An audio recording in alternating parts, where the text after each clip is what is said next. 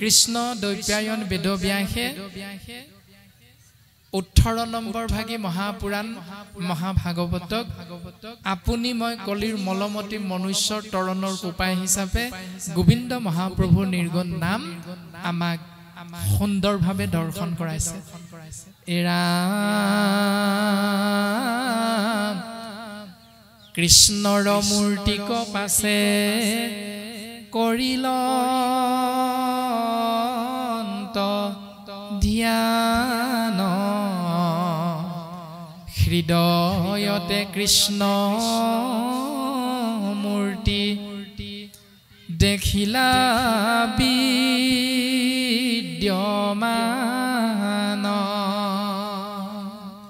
দেৱঋষি নাৰদৰ কৃপাধন্য হল আৰু ব্যাসে ঈশ্বৰক চিন্তা কৰিছে আৰু চিন্তা কৰি ঈশ্বৰক ক'ত দেখা পালে? হৃদয়ৰ মাজত। আৰু এই তত্ত্বটো আমাক কোনে দিছিল? গকুলত থকা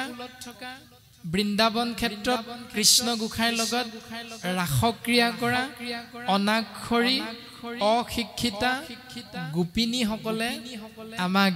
এই তত্ত্বটো প্ৰদান কৰিছে। কৃষ্ণ তুমি আছা হেনো সবাৰো হৃদিত তত্ত্ব নাপাই তোমাক বিচাৰো বাহিৰত। কৃষ্ণক বিচাৰি বিচাৰি কলৈ যাওঁ? প্ৰথম গছৰ তললৈ যাওঁ। কৃষ্ণক বিচাৰি কলৈ যাওঁ? শিৱ মন্দিৰলৈ যাওঁ। কৃষ্ণক বিচাৰি কলৈ যাওঁ? নামঘৰলৈ যাওঁ। কৃষ্ণক বিচাৰি কলৈ যাওঁ? মন্দিৰ মছজিদ গীৰ্জা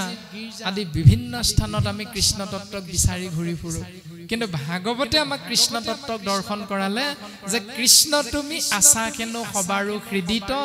তত্ত্ব নাপাই তোমাক বিচাৰো বাহিৰত। কৃষ্ণ হেনো সমস্তৰে হৃদয়ৰ মাজত আছে। এই তত্ত্বটো উপলব্ধি কৰিব নোৱাৰাৰ বাবে কৃষ্ণৰ কৃপা বিচাৰি বিচাৰি আমি বিভিন্ন স্থানত গৈ উপস্থিত হওঁ। আৰু গুৰুজনাই ক'লে এৰা ভকত সকলে যেবে কৰৈ আশীৰ্বাদ তেবে হে মিলয় সিটো কৃষ্ণৰ প্ৰসাদ। যেতিয়া ভকতসকলে ভক্তক আশীৰ্বাদ প্ৰদান কৰে তেতিয়া সেই ভক্তজনে ঈশ্বৰৰ কৃপা লাভ কৰে। অৰ্থাৎ ভকতক সেৱা কৰাৰ মাধ্যমেৰে আমি যদি জীৱনটো আগবঢ়াই নিওঁ তেতিয়াহ'লে সেই জীৱন হ'ল সফল জীৱন। যদি গুৰুদেৱ নাম ভকতৰ মাধ্যমেৰে আমি জীৱন আগ নবঢ়াওঁ তেতিয়াহ'লে সেইটো জীৱন হ'ল বিফল জীৱন। ভাগৱতে সিদ্ধান্ত দিছে। তাৰ পাছত ব্যাসে কি কৰিলে? সেই তত্ত্বটো লাভ কৰি হৃদয়ৰ মাজত অৰ্থাৎ শৰীৰ তত্ত্বক দৰ্শন পাই গ'ল যে ক'ত কোন কেনেকৈ প্ৰকাশমান হৈ আছে। ৰাম বাম পাশে মায়া দক্ষিণত ভক্তিমা দেখি ব্যাসৰ ঋষিৰৰো মানস ভৈ লগাও। বাওঁফালে মায়াক দেখিলে, সোঁফালে ভক্তিক দেখা পালে। আৰু মায়াৰ যিটো কৰ্ম সেইটো বুজি পালে, ভক্তিৰ যিটো কৰ্ম সেইটো বুজি পালে। মায়াৰ কৰ্ম কি ভক্তিৰ কৰ্ম কি দৰ্শন দিছে। মায়ায়ে বান ধন্ত ভক্তি মাতৃ মেলাৱন্ত দুহানুময় ধষ্ট ভাৱে আছা ভগৱন্ত। মায়াৰ কামটো হ'ল জীৱক বান্ধি থোৱা। মায়া কোনটো আমি আলোচনা কৰিম। মায়াৰ কৰ্ম হ'ল জীৱবিলাকক বান্ধি পেলোৱা আৰু ভক্তিৰ কৰ্ম হ'ল জীৱক মুকলি কৰি দিয়া। আৰু এই তত্ত্বটো বুজি পাই ব্যাসে কি কৰিলে? ৰামে বন্ধৰ মুখৰ সেতু বন্ধনৰ পৰা মুকলি হোৱাৰ পথটো দেখি ব্যাসৰি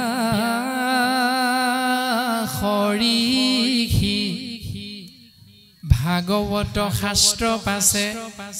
কৰিলা হৰিষি হৰিষি মানে আনন্দিত মনে বন্ধনৰ পৰা মুকলি হোৱাৰ পথটো কেৱল কৃষ্ণ নাম এই তত্ত্বটো বুজি পাই ব্যাসে ভাগৱত নামৰ 18 নম্বৰ ভাগী পুৰাণ প্ৰণয়ন কৰি জীৱৰ মংগল সাধন কৰি থৈ গ'ল আৰু সেই কাৰণে বাকি পুৰাণ বিলাক যদি আমি চাওঁ তেতিয়াহলে তাত জীৱৰ বন্ধন আছে কেৱল ভাগৱতৰ মাধ্যমেৰেহে জীৱই মুকলি হ'ব পাৰে অৰ্থাৎ মুক্তি লাভ কৰিব পাৰে ভাগৱত মানে কৃষ্ণ নাম বাংময় মূৰ্তি ভগৱন্ত কৃষ্ণ তত্ত্ব আৰু এনেকৈ ব্যাসে তত্ত্ব লাভ কৰিলে ভাগৱত প্ৰণয়ন কৰিলে আৰু কৃপালু শ্ৰীমন্ত শংকৰদেৱ গুৰুজনাই সেই কৃষ্ণ নাম মহাভাগৱত আশ্ৰয় কৰি জীৱন ধন্য কৰিবৰ যিসকলে আমি প্ৰয়াস কৰিম চেষ্টা কৰো চিন্তা কৰো সেইসকলে আমি কি কৰিব লাগিব কেনেকৈ যাব লাগিব কেনেকুৱা কৰ্মক ধৰ্ম হিচাপে পালন কৰিব লাগিব তাৰ সুন্দৰ দৰ্শন ভাগৱতে আমাক দিছে ৰাম শুনা সমাজিক জন ও মহাভাগৱত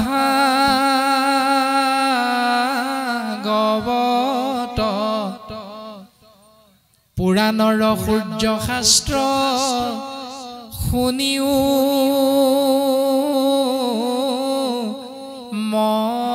মহত্ব এতিয়া আমি গড় আলি গোহাঁই গাঁৱৰ ৰাইজ তথা ওচৰ চুবুৰীয়া আমি বাপ আইসকলে বিভিন্ন স্থানৰ পৰা আহি হয়তো পুৱা 9 মান বজাতে পালোহি আৰু 9 মান বজাৰ পৰা এতিয়া 2:30 বজালৈকে আমি কৃষ্ণ নাম নিহিত হৈ থকা বাংময় মূৰ্তি ভাগৱত আমি পাঠাচাৰ্য সকলে কীৰ্তন কৰিছে আৰু আমি বাপসকলে সুন্দৰভাৱে শ্ৰৱণ কৰিছো এতিয়া ভাগৱতে আমাক উত্তৰ দিছে কেনেকৈ শ্ৰৱণ কৰিবা শুনা সামাজিক জন ভাগৱত পদ বা মহাভাগৱত সেই সভাসদ বৰ্গ মহাভাগৱত শুনা উত্তৰ হল আমি শুনি আছো 3 ঘণ্টা মানৰ আগৰ পৰা তাৰ পাছত প্ৰশ্নটো কৰিলে যে পুৰাণৰ সূৰ্য মহাভাগৱত কি শুনিবা উত্তৰটো দিছে শুনিও মহত্ব ইয়াৰ মহান তত্ত্বটো শুনা এতিয়া আজি দশম স্কন্ধ পাঠ হৈছে দশম স্কন্ধৰ প্ৰথম পদৰ পৰা এতিয়া নন্দোৎসৱলৈকে যিমানখিনি পাঠ হল তাত পৰম তত্ত্বটো আমাক কি দিলে সেইটো আমি প্ৰত্যেকে বুজিবলৈ চেষ্টা কৰিছো নে নাই কৰা নে কেৱল শুনিব লাগে কাৰণে শুনিছো নে কেৱল অনুষ্ঠানলৈ আহি মিঠাতেলৰ বটল এটা মাটিৰ চাকি এগছ আগবঢ়াই দি মূৰটো তললৈ দুৱাই লাহেকে লাল চাহ অকণ খাই আমি ঘৰমুখী হৈছো সেইটোতে মংগল নে আমি প্ৰত্যেকে ইয়াৰ মহান তত্ত্বটো শুনি সেই নিয়মটো আশ্ৰয় কৰি আমি সেই পথেৰে আগবাঢ়িলেহে আমাৰ মংগল হ'ব কোনটো কৈছে সেই তত্ত্বটো আমি বুজিবলৈ আমি সেই তত্ত্বটো অনুধাৱন কৰিবলৈ চেষ্টা কৰিব লাগিব শাস্ত্ৰই কৈছে কেনেকৈ কৰিবা উত্তৰ দিছে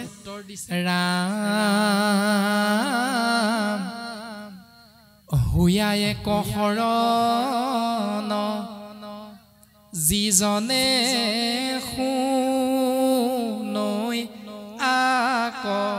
আক মানে কৃষ্ণ কথা অৰ্থাৎ ভাগৱত যিসকলে এক শৰণীয়া হৈ শুনিব তেওঁলোকৰ কি লাভ হ'ব পাৱৈ পৰম পদ সুখে নিস্তৰ মায়াক এই 3টা পৰম পদ লাভ হ'ব 1 নম্বৰ শালুক্য সাজুৰ্য সাৰূপ্য সামীপ্য নিৰ্বাণ বা মোক্ষ 5 প্ৰকাৰ মুক্তি পৰম পদ পাব 2 নম্বৰতে আত্যান্তিক সুখ পাব 3 নম্বৰতে মায়াৰ পৰা পৰিত্ৰাণ পাব কেতিয়া যেতিয়া এশৰণীয়া হ'ব কিন্তু দ্বিশৰণীয়া ত্ৰিশৰণীয়া বহুশৰণীয়া হৈ যদি আমি ভাগৱত শুনো তাৰ পৰা কিবা এটা পাব কিন্তু সেই কিবাটো অবিনাশী নহয় সি বিনাশী যেনেকৈ হাজিৰা কৰা ব্যক্তিজনে হাজিৰা কৰিলেহে পইচাটো পাব নকৰিলে তেওঁ পইচা নাপায়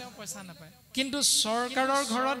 নামটো লগাই চৰকাৰী চাকৰিয়াল হোৱাৰ লগে লগে তেওঁ ঘৰত আহি দুমাহ ছুটিত থাকিলেও তেওঁ পাবলগীয়া দৰমহাটো পায়ে থাকিব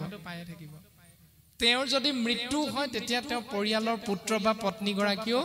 দৰমহাটো পাব তাৰ পাছত তেওঁ যদি অৱসৰো লয় ৰিটায়াৰো হয় তেতিয়াও কিন্তু তেওঁ দৰমহাৰ আধা পইচাটো পাব তাৰমানে চৰকাৰী চাকৰিয়ালজনৰ যেনি তেনি সুবিধা ঠিক তেনেকৈ এশৰণীয়া ভকতজনে নিবিচৰাকৈ এইবিলাক পায় কিন্তু বহুশৰণীয়া ভকতজনে বিচাৰিলে বিচৰাটো কেতিয়াবাহে পায় যেনেকৈ হাজিৰা কৰা মানুহজনে হাজিৰা কৰিলেহে পইচাটো পাব তাকো সেইদিনা কাম কৰা অন্তত গিৰিহতজনে যদি কয় বোলে আজি মই দৰমহা আনিবলৈ যাবই নোৱাৰিলো তুমি কালিলেহে লবা তেতিয়া হয়তো কালিলৈহে পাব কামটো দিনটো কিন্তু এনেই কৰিব সেইদিনা নাপায় গতিকে যিটো বাস্তৱ পৃথিৱীখনে আমি সঁচা বুলি বুজি পাওঁ উপলব্ধি হয় অনুভৱ হয় ঠিক তেনেকৈ আধ্যাত্মিক দৰ্শন ভাগৱতে আমাক দিছে যে এক কৃষ্ণত যদি শৰণ লোৱা এক শৰণীয়া যদি হোৱা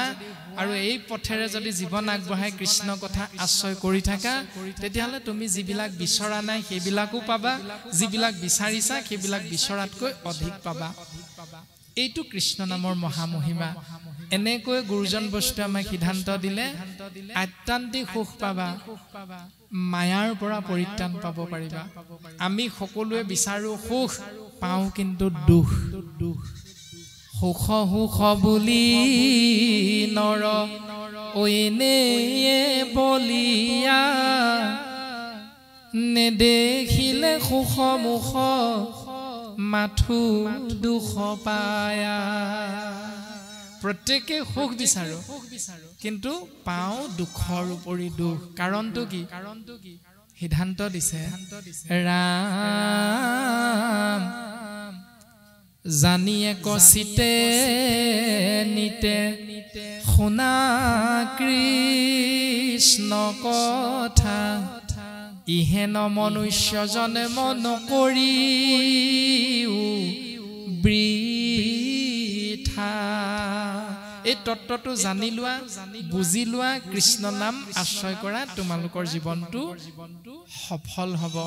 বিচৰা ধৰণে পাবা নিবিচৰাখিনিও পাবা যদি তাকে নকৰা ইহেন মনুষ্য জন্ম বিফল বুলি সিদ্ধান্ত দিছে কৃষ্ণ গুণ যদি আশ্ৰয় কৰা আৰু শ্ৰী চৰণত পুনশ্চবাৰ ভক্তি সেৱাভাগী অৰ্পণা কৰা হৈছে গুৰুজন বস্তু আমাক সিদ্ধান্ত দিছে যে যদি মনুষ্য জীৱনৰ সফলতা লাগে তেতিয়াহ'লে কেৱল কৃষ্ণ নাম আৰু যদি মনুষ্য জীৱনত সফলতা নালাগে তেতিয়াহ'লে আপোনাৰ আমাৰ প্ৰত্যেকৰে নিজৰ নিজৰ চিন্তা শোকগুৰুৱে ৰজা পৰীক্ষিতৰ আগত সুন্দৰভাৱে তত্ত্ব প্ৰকাশ কৰিছে হেন জানি যাৰ ইচ্ছা মুখ্যক সৰ্বথা পৰীক্ষিত তেবে শুনি উক কৃষ্ণ কথা সেই ৰাজন পৰীক্ষিত যিজনে জীৱনৰ সফলতা বিচাৰে তেওঁ কেৱল কৃষ্ণ নাম আশ্ৰয় কৰিব লাগিব আৰু যদি সফলতা নিবিচাৰে তেতিয়াহ'লে তেওঁৰ নিজৰ নিজৰ চিন্তা তেওঁ যি কৰে তেওঁৰ ইচ্ছাতে কৰিব পাৰে অন্তকালে হৰিস্মৰে যিটো ভাগ্যৱন্ত তাহাৰ মহিমা কহি কোনে পাৱে অন্ত এনেকৈ কৃষ্ণ নাম আশ্ৰয় কৰোঁতে কৰোঁতে এদিন মৃত্যু যদি হয় আৰু তাৰ প্ৰাক মুহূৰ্তত যদি কৃষ্ণ বুলি কৈ এই সংসাৰৰ পৰা যাব পাৰে তেতিয়াহ'লে সেই জীৱৰ কিমান ভগৱন্তৰ কৃপা লাভ হয় সেই সংখ্যা ভাগৱতে কৈ কৈ শেষ কৰিব নোৱাৰে যে তেওঁ ইমান পুণ্যৰ গৰাকী হয় তাৰ বৰ্ণনা কৰি কৰি ভাগৱতেও শেষ কৰিব নোৱাৰে ইমান পুণ্যৰ গৰাকী হয় ইমান এটি সুন্দৰ জীৱন লাভ হয় এনেধৰণে কৃপালু গুৰুজন বস্তুৱে আমাক কৃষ্ণ দৈপায়ন বেদব্যাস আৰু দেৱঋষি নাৰদৰ মাজত হোৱা কথোপকথনৰ মাধ্যমেৰে প্ৰকাশ কৰিলে যে কৃষ্ণ নামে জীৱৰ পৰম মংগল তাৰ পাছত আজি যিহেতু পাঠ হৈ আছে দশম স্কন্ধ গতিকে আমি দশম স্কন্ধৰ পদবন্ধে কি কয় তাৰ মাধ্যমেৰে আজি আমি পাঠ আৰু পৰ্যালোচনা আগবঢ়াবলৈ চেষ্টা কৰা হ'ব যেহেতু আমাৰ হাতত সময়ও কম সেইকাৰণে কম সময়ৰ ভিতৰত যি ধৰণে গুৰুজনাই নৰনাৰায়ণৰ ৰাজসভাত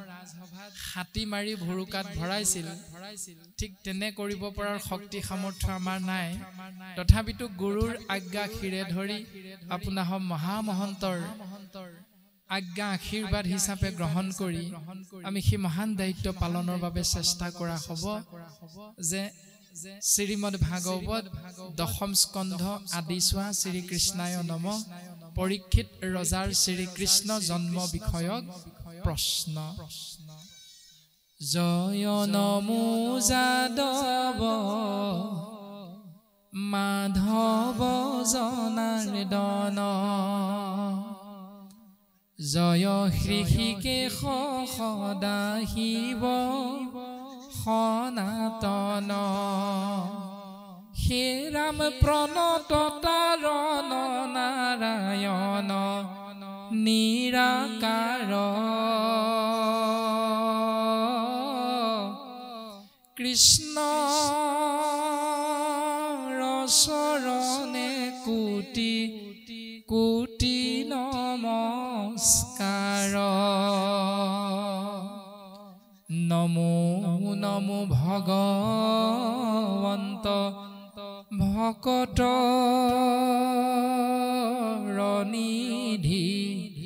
হৰিক স্মৰণে আৰম্ভৰ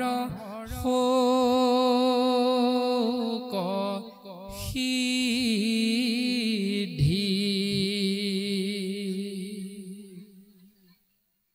কৃপালু গুৰুজনাই সেইজন সৰ্বশক্তিমান ঈশ তত্বৰ চৰণ কমলত কোটি কোটিবাৰ সেৱা কৰিছে আৰু আমিও সমস্ত জনা কলিৰ মলমতি মনুষ্যক সেইজন ঈশ তত্ব কৃষ্ণদেৱৰ নিৰ্গুণ নামত শৰণ গ্ৰহণ প্ৰক্ৰিয়াৰ মাধ্যমেৰে জীৱন আগবঢ়াই নিবলৈ গুৰুজনে আমাক উপদেশ প্ৰদান কৰিছে যদি কৃষ্ণদেৱৰ চৰণ চিন্তা কৰা নামত শৰণ লোৱা তেতিয়াহ'লে জীৱনে পূৰ্ণতা লাভ কৰে হৰিক স্মৰণে আৰম্ভৰ শৌক সিদ্ধি তাৰে আত ধৰি আজি আমাৰ পাঠাচাৰ্যসকলে পাঠৰ আৰম্ভণিতে ও হৰি ও ৰাম ধ্বনিৰে অনুষ্ঠান ভাগি আৰম্ভণি কৰিছে এই শাস্ত্ৰসন্মত ঠিক তেনেকৈ কোনোবা এজন বাপক যদি সম্বৰ্ধনা জনোৱা হয় তেতিয়াও ও হৰি ও ৰামেৰে সেই সম্বৰ্ধনা কাৰ্যসূচী ভাগি যদি সম্পাদন কৰে তেতিয়া অনুষ্ঠানটিৰ সৌষ্ঠৱ বৃদ্ধি হয় কৃষ্ণ নামত এই দৰ্শনবিলাক ভাগৱতে আমাক দিছে অৰ্থাৎ ভাগৱত ধৰ্ম প্ৰকাশ কৰিছে এৰা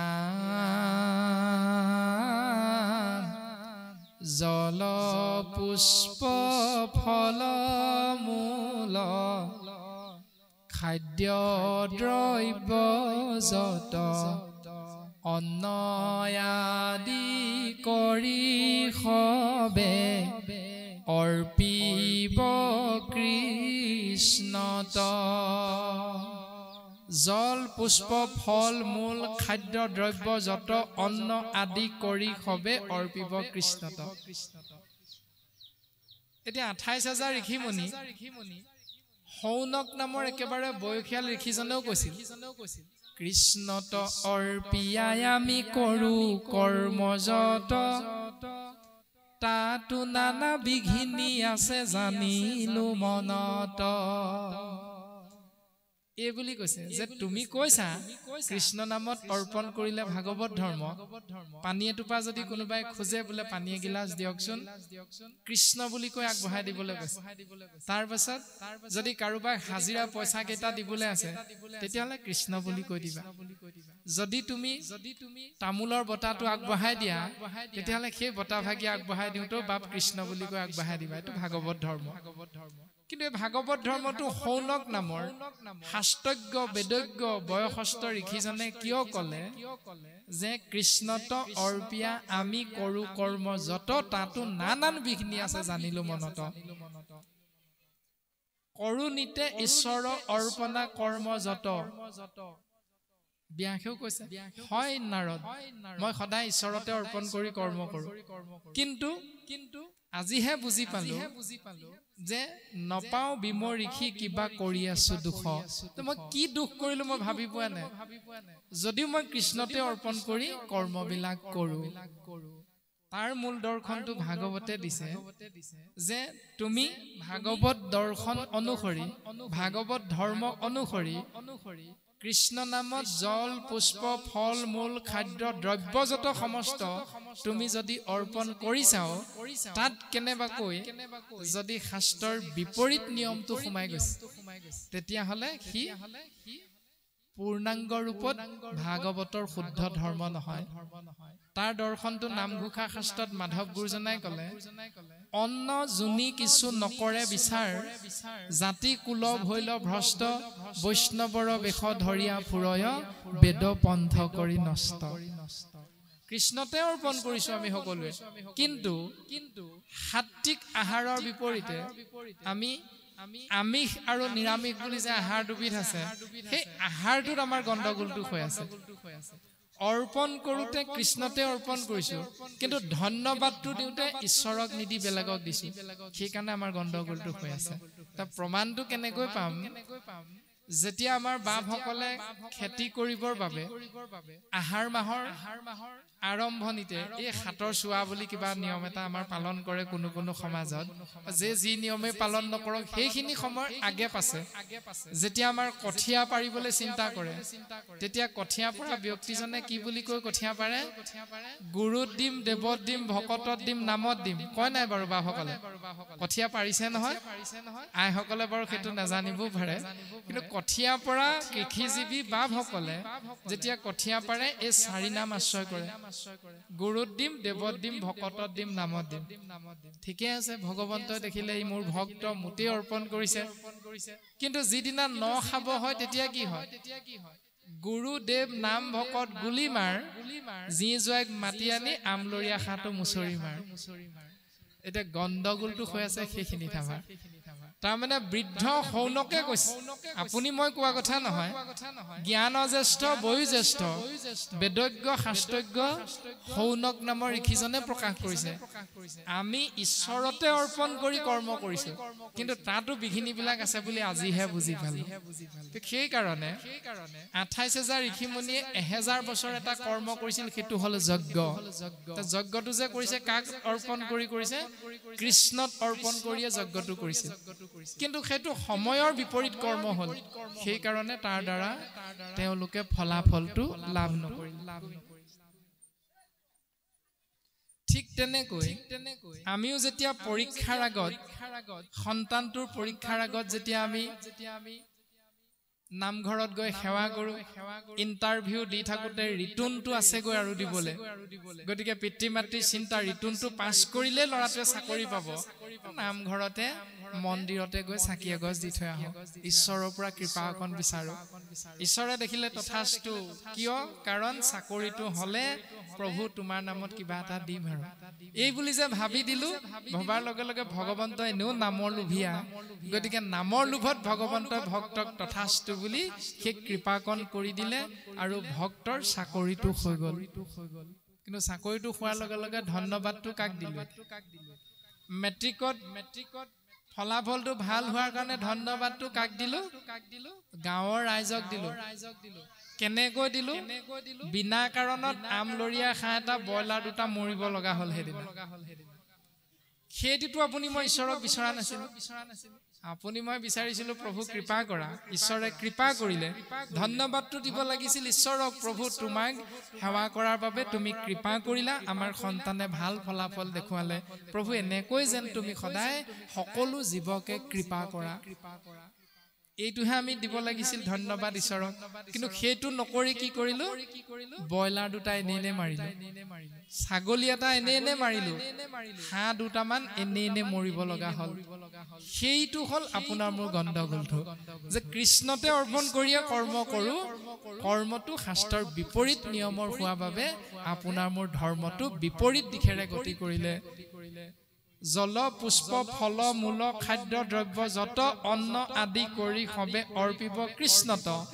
এইটো নিয়ম যদি গৃহস্থী ধৰ্মত পালন কৰা তেতিয়া কি হ'ব যে গৃহস্থী ধৰ্ম হিংসা দুখে নপাৱয় কৃষ্ণে একনিষ্ঠ হোৱা মুকুতি সাধয় তেওঁলোকে হিংসা ধৰ্মত অৱগাহন কৰিব লগা নহয় যদিহে কৃষ্ণ কৃষ্ণ বুলি কৈ সেই নিয়মেৰে জীৱন আগবঢ়াই নিয়ে তেতিয়া তেওঁলোকে কৃষ্ণৰ কৃপাধন্য হৈ সুন্দৰভাৱে এই সংসাৰত বৰ্তি থাকিব পাৰে বিচৰা ধৰণে সুখ পাব নিবিচৰাখিনিও পাব কিন্তু বিচৰাখিনিও নাপায় যদিহে আপুনি মই কৰ্ম কৰিবলৈ যাওঁতে ঈশ্বৰৰ ওপৰত ভৰসা কৰি নিজৰ বিশ্বাসেৰে আগবাঢ়ো অৰ্জুনে কি কৰিছিল আপোনাভাৱে জানে যে কৃষ্ণই যেতিয়ালৈকে কোৱা নাছিল যে অস্ত্ৰ ধৰা তোমাৰ সন্মুখত থকা কৌৰৱ আৰু সেই শত্ৰুবিলাকক তুমি বধ কৰিব লাগিব যদি তুমি বধ নকৰা তেতিয়াহ'লে তেওঁলোকে তোমাক বধ কৰিব তোমাৰ এই মুহূৰ্তত কৰ্ম আৰু ধৰ্ম হ'ল যুদ্ধ কৰা ক্ষত্ৰিয় হিচাপে সন্মুখত থকা শত্ৰুৰ বিৰুদ্ধে তুমি হৰ নিক্ষেপ কৰা আৰু সেই হৰে গৈ শত্ৰুক বধ কৰিব না সেইটো দায়িত্ব মোৰ তুমি কৰ্মটো কৰা দায়িত্বটো মোৰ কিন্তু কৰ্ণয়ো কৰ্ম কৰিছিল কিন্তু কৰ্ণই যাৰ লগত মিত্ৰতা স্থাপন কৰি কৰ্ম কৰিছিল সেইটো ভুল ধৰ্ম আছিল সেই কৰ্মটো ভুল আছিল কৰ্ণই অন্যায়ৰ বিৰুদ্ধে প্ৰতিবাদ কৰিছিল কিন্তু অন্যায়ৰ লগ হৈ প্ৰতিবাদ কৰিছিল মানে দুৰ্যোধন হ'ল অন্যায়ৰ প্ৰতীক সেইকাৰণে অন্যায়ৰ লগত বন্ধুত্ব স্থাপন কৰি অন্যায়ৰ বিৰুদ্ধে প্ৰতিবাদ কৰিবলৈ যোৱাটো ধৰ্ম নহয় সেইটো কৰ্মক ধৰ্ম বুলি নাই কোৱা শাস্ত্ৰই সেইটো কৰ্মক ধৰ্ম বুলি কৈছে যিটো ঈশ্বৰৰ নিৰ্দেশত আপুনি মই পালন কৰিম যি ধৰণে অৰ্জুনে ঈশ্বৰৰ আজ্ঞাত ধনুহৰ তুলি লৈছিল আৰু শত্ৰুক বিনাশ কৰিবলৈ সেই কৰ্মত ব্ৰতী হৈছিল অগ্ৰসৰ হৈছিল ঠিক তেনেকে আমিও ভাগৱতৰ মাধ্যমেৰে নিজৰ জীৱনৰ যদি সফলতা বিচাৰো শাস্ত্ৰই দিয়া ধৰণে আমি নিজক আগবঢ়াই লৈ যাব লাগিব আৰু দশম স্কন্ধৰ আৰম্ভণিতে ভগৱন্ত পুৰুষৰ চৰণ কমলত কৃপালু গুৰুজন বস্তুৱে কোটি কোটিবাৰ সেৱা নিবেদন কৰিছে কৃষ্ণ কৃষ্ণ এজন বাপে তিনিভাগী প্ৰশ্ন আগবঢ়াই দিছে যদি আপোনাৰ হবে আজ্ঞা কৰে আমি প্ৰশ্ন কেইভাগী পাঠ কৰি দিব বিচৰা হৈছে আজ্ঞা হবনে কৃষ্ণ কৃষ্ণ এক নম্বৰ প্ৰশ্নভাগী হল এজন ভক্তই ভাগৱত অনুষ্ঠানো পালন কৰে আৰু বিভিন্ন দেৱ দেৱী উপাসনা কৰে তেখেতৰ মুক্তি হবনে 2 নম্বৰ মৃতকৰ পৰিয়ালে সমূহীয়া বছৰিকীয়া নোহোৱালৈকে গুৰু গৃহলৈ যাব পাৰিবনে নোৱাৰে 3 নম্বৰ প্ৰশ্ন দেৱ দেৱীৰ সন্মুখত নাম প্ৰসংগ বা ভাওনাৰ মহত্ব আছেনে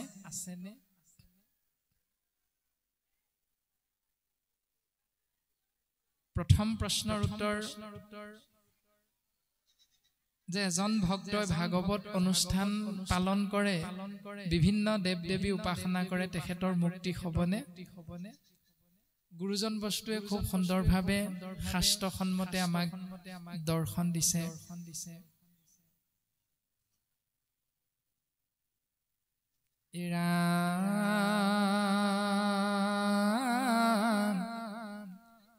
ঈশ্বৰ কৃষ্ণক এৰি যিটো জনে ভজে অন্য দেৱতাক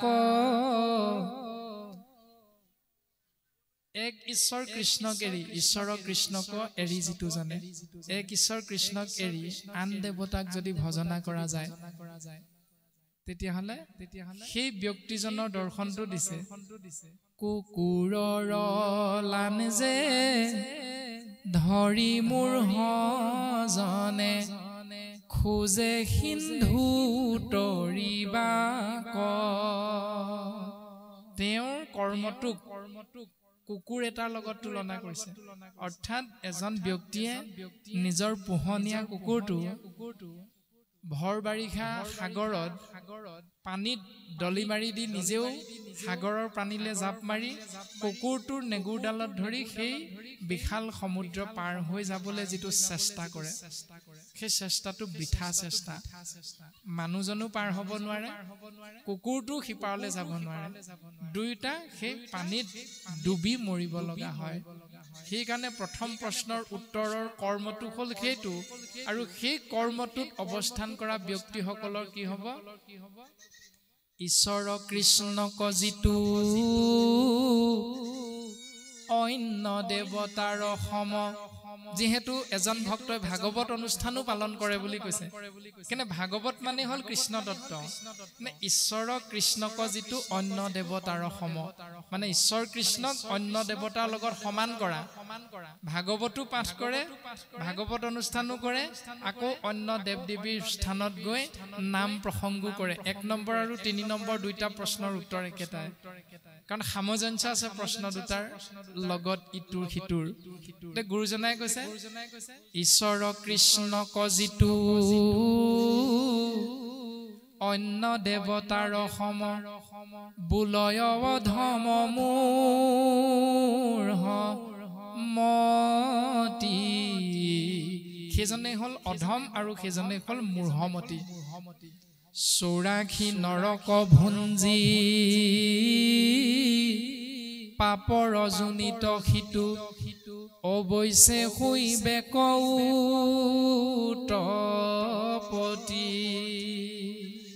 তাৰমানে তেওঁৰ মুক্তি নহয় 84 লক্ষবাৰ বিভিন্ন জনিত জন্ম গ্ৰহণ কৰি এই সংসাৰত দুখ ভোগ কৰিব লাগিব 1 নম্বৰ আৰু 3 নম্বৰ প্ৰশ্নৰ উত্তৰটো গুৰুজনাই শাস্ত্ৰসন্মতে আমাক এনেকৈ দিছে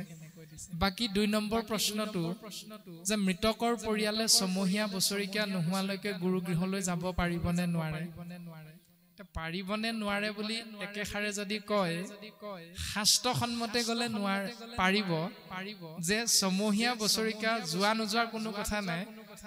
12 নম্বৰ দিনটোতে তেওঁ সম্পূৰ্ণ শুদ্ধ হৈ যায়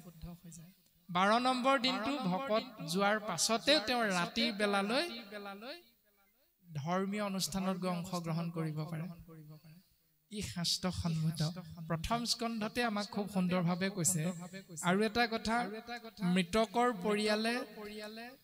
একাদশ দিৱসত যিটো কৰ্ম কৰিব তাৰ পাছতে ছমাহত ছমহীয়া বছৰেকৰ মূৰত বছৰিকীয়া এইকেইটা কৰাৰ কথা ভাগৱতৰ পদবন্ধে কতো কোৱাই নাই চতুৰ্থ স্কন্ধ পুৰঞ্জন উপাখ্যানত কৈছে দেৱঋষি নাৰদৰ দ্বাৰা কথাখিনি প্ৰকাশ কৰা হৈছে ৰাম বৃথা কথা কৈ কৃষক মৰস শাস্ত্ৰৰ তত্ত্ব নধৰি ভোজনী সৰাধে একোকে নবাধৈ কৃষক নুবুলি হৰি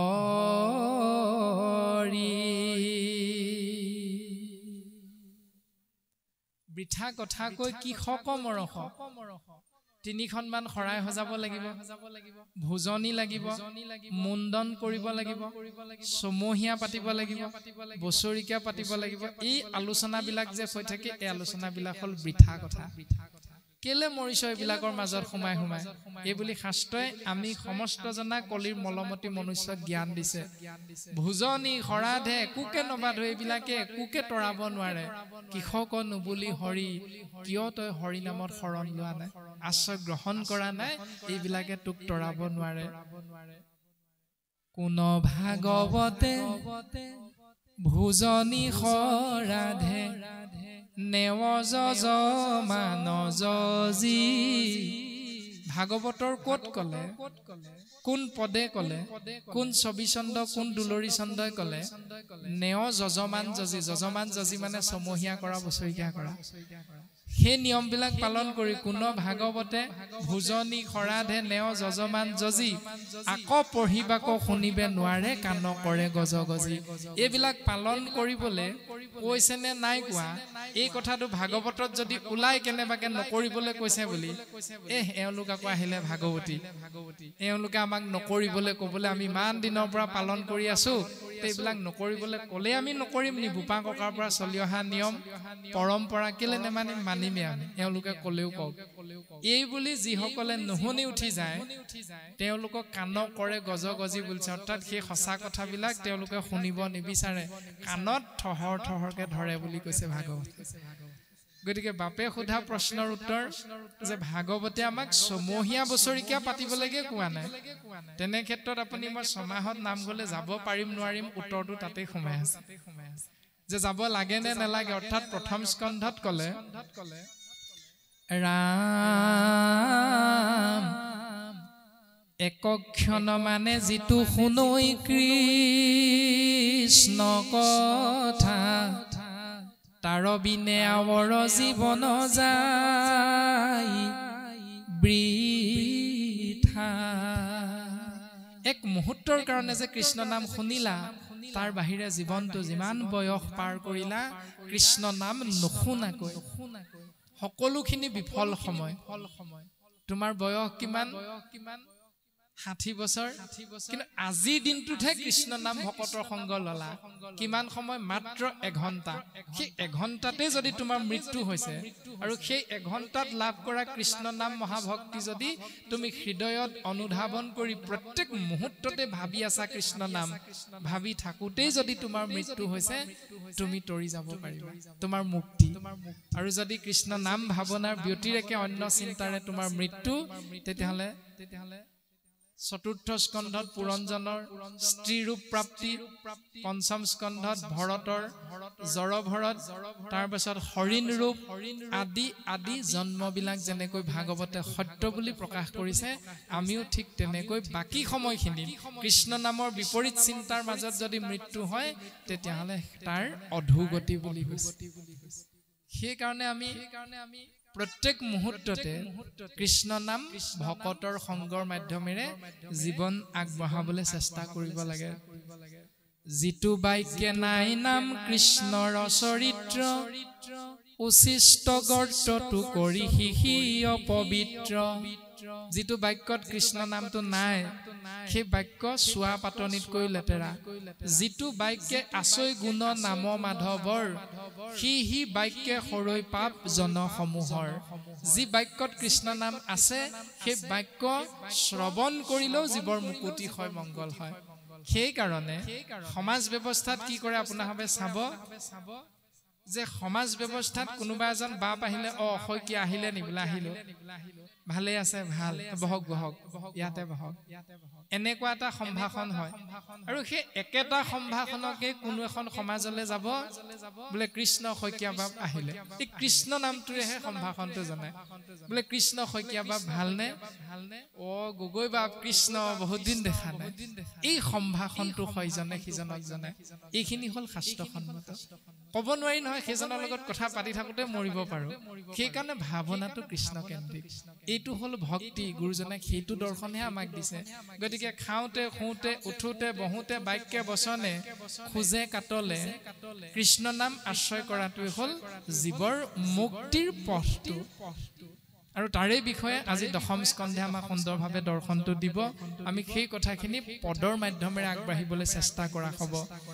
এই যে দেৱ দেৱীৰ সন্মুখত নাম প্ৰসংগ ইয়াৰ বিষয়ে আৰু এজোকা ঘোষাই আমাক এনেকৈ কৈছে বচনে কেৱল মাত্ৰ হৰিত হৰণ লয় চিত্তে আন দেৱক ভজয় জানিবাহা কদাচিতো সিদ্ধি সিটো নলভয় হৰি তাৰ সন্তোষ নহয় বচনে কৃষ্ণ কৃষ্ণ বুলিয়ে কৈ আছে অৰ্থাৎ গোপাল গোবিন্দ যদু নন্দন কৃষ্ণৰ শৰণে লৈলো শৰণ গোপাল গোবিন্দ যদু নন্দন কৃষ্ণৰ শৰণে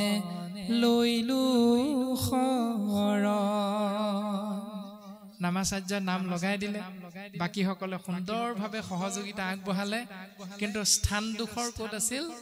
সৰস্বতী পূজাৰ দিনা সেইকাৰণে বচনে কেৱল মাত্ৰ হৰিৰ শৰণ লয় মুখেৰে বাক্যৰে কৃষ্ণ বুলিয়ে কৈ আছে কিন্তু চিত্তে আন দেৱক ভজায় অন্য দেৱতাক ভজনা কৰি আছে জানি বাহা কদাচিতো সিদ্ধি সিটো নলভ হয় তেওঁ সিদ্ধি লাভ নহয় হৰি তাৰ সন্তোষ নহয় হৰিয়ে তেওঁক কৃপা নকৰে আৰু ভাওনা কৰা গায়ন বায়ন কৰা ভাওনা কৰা ভাৱৰীয়া সমস্ত জনাই খুব সুন্দৰভাৱে কথাখিনি জানেই আমি তথাপিতো বাপ জনাই সোধাৰ কাৰণে সেই ভাওনাৰ প্ৰসংগটো অকণমান মাত্ৰ চুই দিব বিচৰা হৈছে যে গায়ন বায়ন যেতিয়া আৰ কাপোৰৰ ভিতৰ ফালে থাকে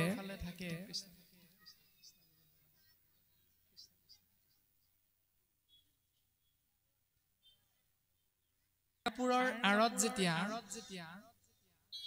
গায়নজনে শ্লোক ভাগি পৰিবেশন কৰে যেসাং শ্ৰীমদ যশোদা সুত পদ কমলে নাস্তি ভক্তি নৰাণম শুনিছেনে আপোনালোকে এই কথাখিনি ভাওনা চালে শুনেনে খুব সুন্দৰভাৱে যেতিয়া সেই শ্লোক ভাগি পৰিবেশন কৰে তাৰ অৰ্থ হল যে যেসাং শ্ৰীমদ যশোদা সুত পদ কমলে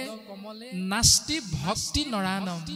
অৰ্থাৎ সেই সকল নৰ মানে মনুষ্যই শুনা কোন সকল যি সকলৰ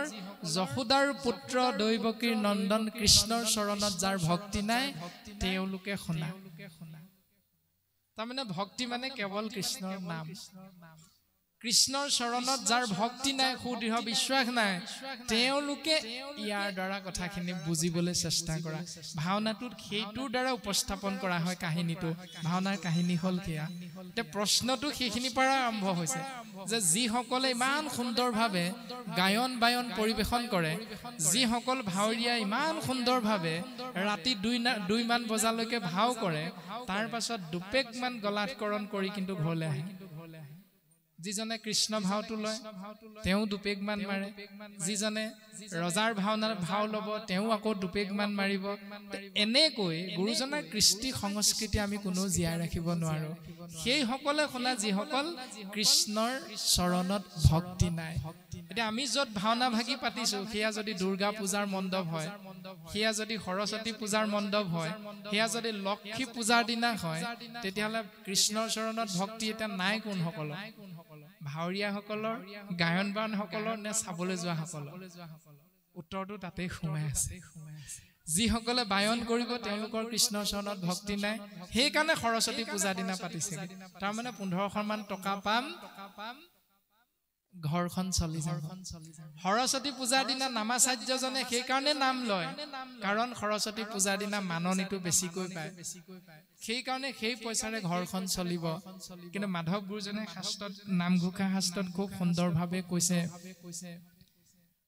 শংকৰেহে শুদ্ধ মত ঈশ্বৰ ভক্তিৰ তত্ত্ব প্ৰচাৰিলা শাস্ত্ৰ সাৰ জানি ইহাংক নজানি মোৰহে জীৱিকাৰ অৰ্থে ফুৰে আপোনাৰ মহত্ব বখানি সেই তত্ত্বটো বুজি নোপোৱাৰ কাৰণে নিজৰ মহত্বটো বখানিবলৈ গৈ গুৰুজনাক যতে ততে ব্যৱহাৰ কৰে দিহানাম খাৰজে গায় কি বুলি গায় জয় গুৰু শংকৰ সৰ্বগুণা কৰ যাকেৰি নাহিকে উপাম তুহাৰি চৰণকো ৰেণু শতকোটি বাৰ এক কৰোহু প্ৰণাম ও গুৰুজনাই কোনদিনা মূৰ্তি পূজা কৰিবলৈ ক'লে গুৰুজনাৰ জন্মদিনাই মূৰ্তি খহি পৰিছে মূৰ্তিৰ দুৰ্গা দেৱীৰ আগত থকা বন্তি গছ নুমাই গৈছে গুৰুজনা যেতিয়া জন্ম হৈছে এইটো যদি পঢ়িবলৈকে পালো বিদ্যালয়ত তাহলে সেইজন লৰাই ডাঙৰ হৈ বায়ন কৰিলো বুলি তেওঁ গৈ আকৌ গুৰুজনাক গৈ তাত যদি উপস্থাপন কৰে তেতিয়াহ'লে আমি গুৰুজনাৰ কৃষ্টি সংস্কৃতি ধৰ্মক কৰ পৰা কোন দিশেৰে লৈ গৈছো কিন্তু চিন্তা কৰাটো অতিব প্ৰয়োজন হৈ পৰিছে আৰু দেখিছে আজি 3 দিন মান আগত তিনিচুকীয়াত বিহাৰ দিৱস পালন কৰিবলৈ লৈছে আমি অসমীয়া বিলাকে সেই বিলাকত লাগি থাকোতে যাব এতিয়া যে অসমখন কাৰ খাতলৈ গৈ আছে প্ৰত্যেকটো দৰ্শন ভাগৱতে আমাক দি আছে কিন্তু আমি নপঢ়ো নুশুনো নুবুজো নলওঁ গম আমি অসমীয়া সকলো আছিল সকলো আছে কিহৰ দুখীয়া অসম তা আমি কিহৰ দুখীয়া ন সকলো আছে কিন্তু আজি আমি ঘৰতে দুখীয়া হ'ব লগা হৈছে সকলো বিলাক থাকিও কাৰণ আমাৰ পৰিবেশন শৈলী আমাৰ উপস্থাপন শৈলী প্ৰত্যেকটো বিকৃত হৈ গৈ আছে সেইকাৰণে আমি শুদ্ধ দৰ্শনটো আশ্ৰয় নকৰাৰ বাবে আপুনি মই অসমখন এদিন বুলিবলৈ নাই প্ৰায় গলে আৰু এতিয়া এই যে বাপজনাই খুদিলে নাম প্ৰসংগ কৰা জানে মুক্তি পাব নাই শাস্ত্ৰই কলে নাপায় সেই প্ৰশ্ন ভাগি হয়তো আপোনালোকৰ আমাকো কৰিবলৈ মন যাব পাৰে যে গগৈ বাপ আপুনিওতো খনামুখৰ পৰা আমাৰ এই নাজিৰা গড়ালি গোহাঁই গাঁৱলৈ আহিছে পিছে আপুনি পইচা কিমান ল'ব এতিয়া এইটো হয়তো আপোনালোকৰো জানিবলৈ মন যায় আপোনালোকৰো সুধিবৰ মন যায় যে গগৈ বাপ আপুনি ইয়ালৈ আহিলে এতিয়া পইচা কিমান ল'ব যিটো প্ৰত্যেক উদ্যোক্তা মণ্ডলী বিষয়ববীয়া বা সেউকীয়া আমাক যোগাযোগ কৰোঁতে সোধে আৰু তেনেধৰণৰ নাজিৰাত আপোনাহবৰী নাজিৰা অঞ্চলত আমি অতি কমেও 5 ভাগমান অনুষ্ঠান ইতিমধ্যে কৰি যোৱা হ'ল আৰু সেইসকল বাপাইক যদি সোধে যে গগৈ বাপে পইচা কিমান লয় অনুষ্ঠান কৰাৰ বিনিময়ত তেওঁলোকে সুন্দৰভাৱে আপোনাহবক উত্তৰটো দি দিব যে কৃষ্ণ নাম আশ্ৰয় কৰাটো জীৱৰ ধৰ্ম আৰু সেই ধৰ্মত আগবাঢ়ি যাওঁতে কোনো সমাজৰ পৰা উদ্যোক্তা মণ্ডলী তথা সেউকীয়ে সেই ব্যক্তিজনক কিবা এটা দিয়ে সেই কিবাটোত যদি আমি চুক্তি কৰোঁ তেতিয়াহ'লে সি হ'ল অধৰ্ম যদি চুক্তিটো কৰা হয় সি হ'ল অধৰ্ম আৰু কৃষ্ণ নামৰ মহিমাত হ'ল তুমি নিবিচৰাকৈ বিচৰাখিনি পাবা তুমি যেতিয়াই বিচাৰিবা বিচৰাখিনি নোপোৱা সেই কাৰণে শাস্ত্ৰৰ সেই কৰ্ম ধৰ্মটো আমি বুজিবলৈ চেষ্টা কৰাটো অতিব প্ৰয়োজন